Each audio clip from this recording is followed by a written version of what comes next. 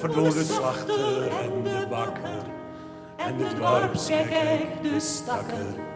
En bij een besluit de boer, der bleef niet van Friesland hoor. Nou Duitsland rondom verwilderd, voorbij verdood verlang, maar er meer van te zien.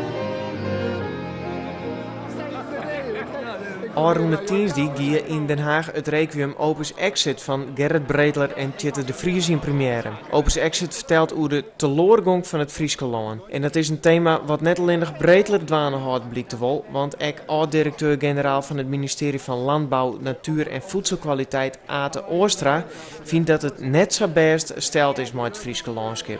En daarom stiepen hij Breedler en zijn project en vregen hem om het requiem op zijn afscheidsreceptie op te vieren. Het hiette der alleen net Opus Exit, maar Jorvert Friesk Requiem, wat verwijst naar het boek van Geert Mak, toen God verdween uit Jorvert. Het is wel wezenlijk dat er in 30 jaar tijd een hele cultuur verdwenen is. Tenminste, zou ik dat beleven had nog als jongetje op een pleert en wat ik zag, wat er van oorbleun is en ik wat er van het longenskippelijke van Friesland oorbleun is. Ik weet zeker dat als er een limmermeidje koos die 30 jaar vliegende deegong is en zoals dit Friesland schellen, die is zo'n waarschijnlijk deerskrikken, zo onherkenbaar is als provincie van. Ik ga de muziek maken. Je liet de teksten heel goed op je inwerken en als je het dan heel vaak goed bezorgen, dan uiteindelijk dan nou, het daalt net neder, zeg ik maar zeggen, maar dan komen er al dingen die het er eigenlijk heel te passen binnen van de teksten van Gerrit. Dus het is eigenlijk een heel, ja, het is een natuurlijk proces worden, waarbij eigenlijk altijd de teksten voorop staan en die worden eigenlijk gefaciliteerd door de muziek. Dat is eigenlijk wie mijn doel.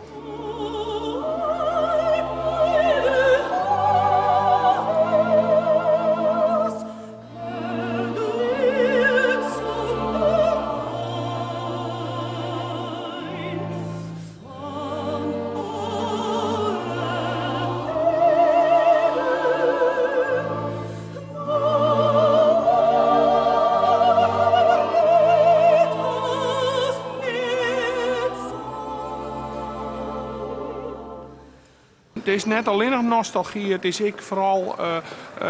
ik vooral Friesen, let op jouw zaakje. Dit is een soort, het is gedeeltelijk nostalgisch, maar het is toch ook wel duidelijk van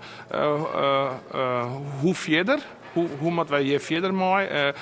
Hoe veel let wij het nog hoe de kant gaan? Ik denk dat je soms wel eens moet overdrijven om ergens aandacht voor te vragen.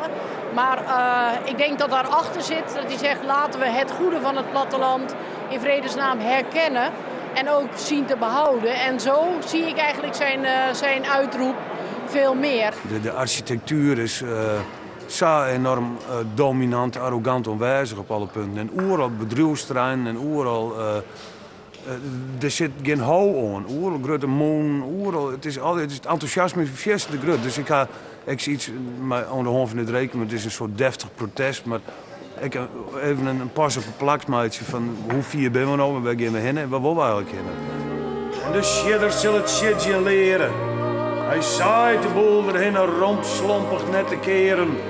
Zo goed het dat de groen uitbroest als 12 virussen muteren. Hij smiet alles over de groen. Baaiend in het koude zwit.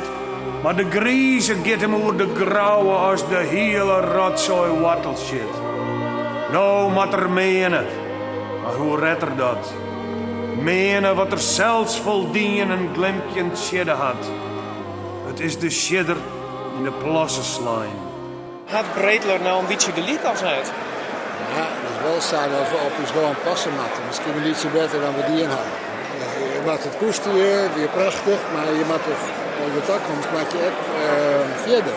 Dus maar je moet er wel om denken dat het landschap, een mooi landschap, zijn waarde had. Dit is om te koesteren. Ja. En dat je daar eigenlijk best wat geld in stekken mag. Oostra zelfs het hem dus sterk maken om dit requiem op de planken te krijgen. Hij zwaarde namelijk voor de sponsoren. En zat het in Den Haag giert wie dat al een aanleiding voor de Partij van de Dieren om je kamervragen over te stellen.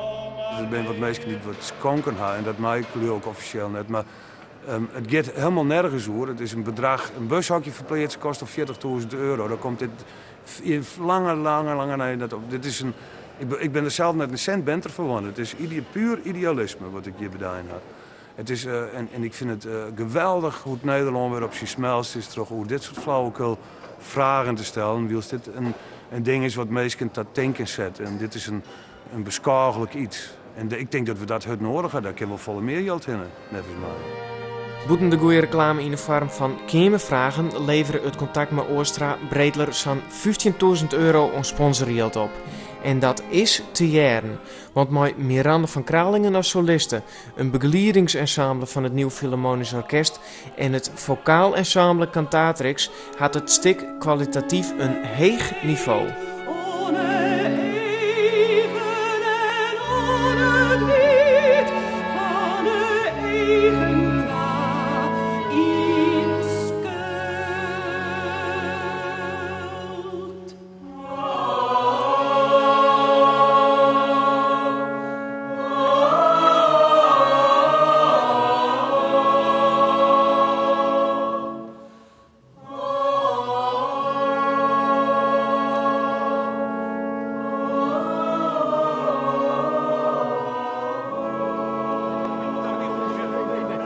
Misschien is God wel te vroeg uit Jorwert vertrokken, want daar gaat het hier vanmiddag ook over.